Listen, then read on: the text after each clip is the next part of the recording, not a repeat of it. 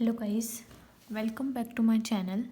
Okay, so today's topic is about essentials of valid acceptance. Start करते हैं. सबसे पहला है acceptance must be absolute and unconditional.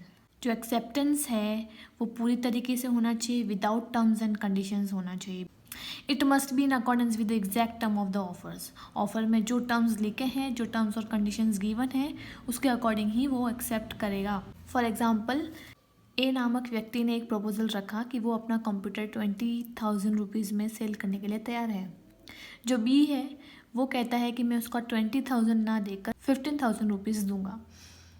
तो ये एक्सेप्टेंस नहीं है, ये काउंटर ऑफर होगा. फिर this is a counter offer, this is not an acceptance. ठीक है, तो एक्सेप्टेंस बिना कंडीशंस के होनी चाहिए. Second is it must be in prescribed manner.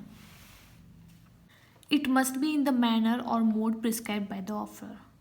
Offer ने जो मोड, जो मैनर प्रिस्क्राइब किया है ऑफरी को उसी मैनर में एक्सेप्टेंस देनी है.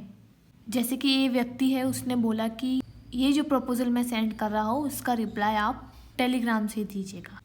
और बी, टेलीग्राम से ही जो मैनर प्रिस्क्राइब किया है ऑफर ने कि वो टेलीग्राम से उसको सेंड करना है, रिप्लाई देना है, एक्सेप्टेंस देनी है, तो ऑफरी को टेलीग्राम से ही देना होगा. अगर मैनर प्रिस्क्राइब नहीं है तो जो ऑफरी है वो किसी भी मोड से एक्सेप्टेंस दे सकता है. ओके. थर्ड इज एक्सेप्टेंस में be given by the performance of condition. Acceptance जो है वो कंडीशन को परफॉर्म करके भी दी जाती है. हाउ? लेट्स से ए नामक व्यक्ति की एक बुक खो जाती है और वो साथ में ये कहता है कि जो कोई भी उसको ढूंढेगा उसको रिवॉर्ड मिलेगा. जो बी है उसने बुक को ढूंढा, तो ये एक वैलिड एक्सेप्टेंस हुआ. उसने जो कंडीशंस है वो परफॉर्म की है, तो जो बी है उसको रिवॉर्ड मिलेगा. ये एक्सेप्टेंस हुई, वैलिड एक्सेप्टेंस. ओके, क्योंकि जो ऑफर के द्वारा जो कंडीशंस रिक्वायर्ड थी वो कंडीशंस जो ऑफरी है उसने फुलफिल कर दी थी. फोर्थ है it may be given by the acceptance of consideration. Acceptance may be accepted by the acceptance of considerations forward with the offer by the offerer. For example, अंता ने बंता को एक proposal भेजा to bye a car खरीदने के लिए in the 50,000 rupees. और जो अंता है उसने 50,000 रुपीज़ जो है वो साथ में ही, प्रपोजल के साथ में ही सेंड किया बंता को और बोला कि अगर तुम ये पैसे रख लेते हो तो मैं समझ जाऊंगा कि तुमने एक्सेप्ट किया है. अब बंता जो है उसने वो 50,000 रुपीज़ रख लिए हैं, तो ये एक वैलिड एक्सेप्टेंस हुआ. ओके. फिफ्थ है इट मे बी एक्सप्रेस और इम्प्लाइड. एक्सप्रेसली भी कर सकते हैं और by the way of conduct भी कर सकते हैं, बाय बिहेवियर, या फिर स्पोकन या written. Next is it may be given within specified और रीजनेबल टाइम. अगर प्रपोजल के साथ में टाइम गिवन है, टाइम स्पेसिफाइड है, तो ऑफरी को उसी टाइम में वो एक्सेप्टेंस देनी पड़ेगी. If the offeror prescribed any time limit for the acceptance of offer it must be accepted with in that time. तो ऑफरी को उस टाइम में वो ऑफर एक्सेप्ट करना पड़ेगा. अगर ऑफर ने टाइम लिमिट नहीं दी है तो वो किसी भी टाइम में एक्सेप्टेंस दे सकता है, लेकिन वो टाइम कैसा होना चाहिए? Reasonable time. फॉर एग्जाम्पल, ए ने बी को प्रपोजल रखा और बोला कि आपको इस प्रपोजल का रिप्लाई 3 मंथ्स में देना है. तो ऑफरी को जो है उस प्रपोजल का रिप्लाई 3 मंथ्स के अंदर अंदर देना होगा.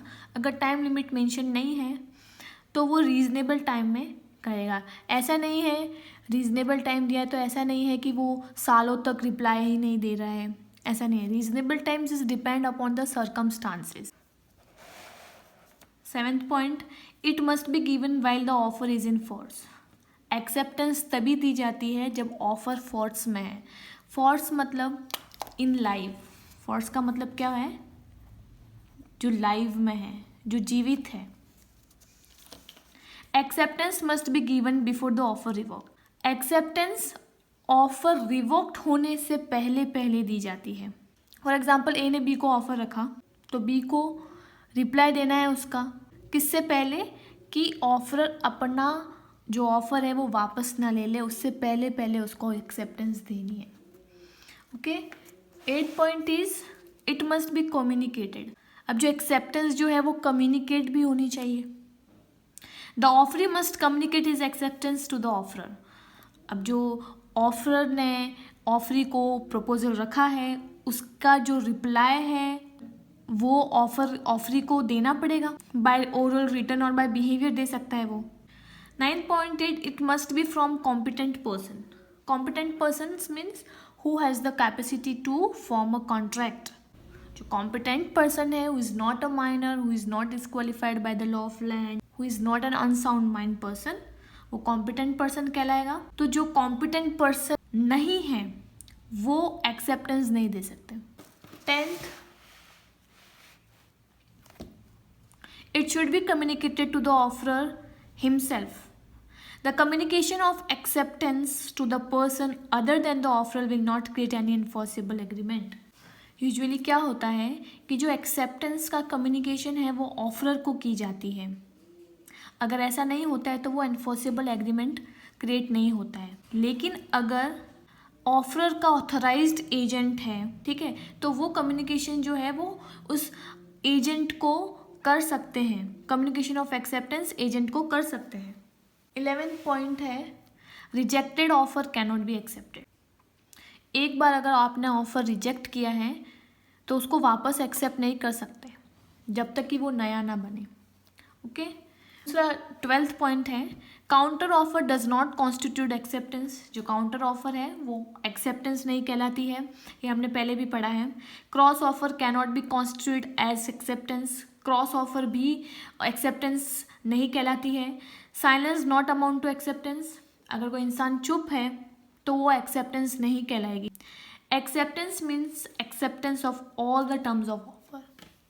एक्सेप्टेंस का मतलब क्या है? ऑफर के सारे टर्म्स का एक्सेप्टेंस जब होता है तो उसको एक्सेप्टेंस कहते हैं। For example when we enter into the bus, जब आप कभी किसी बस में चढ़ते हैं तब वहाँ पे बोर्ड होता है कि अपना सामान खुद संभालिए, है ना। तो उस टाइम पे आप वो ऑफर एक्सेप्ट कर रहे हैं उस बस में बैठकर, उस बस के टर्म्स एंड कंडीशंस को एक्सेप्ट करके, और अगर आपका सामान खो जाता है तो उसके जिम्मेदार आप खुद रहेंगे। 16 है grumbling acceptance is valid. Grumbling means अगर आप एक्सेप्टेंस गुस्से में दे रहे हैं तो वो वैलिड होगा। And lastly acceptance subject to contract is no acceptance. If you are liking my video then please to like, subscribe my channel. Thank you.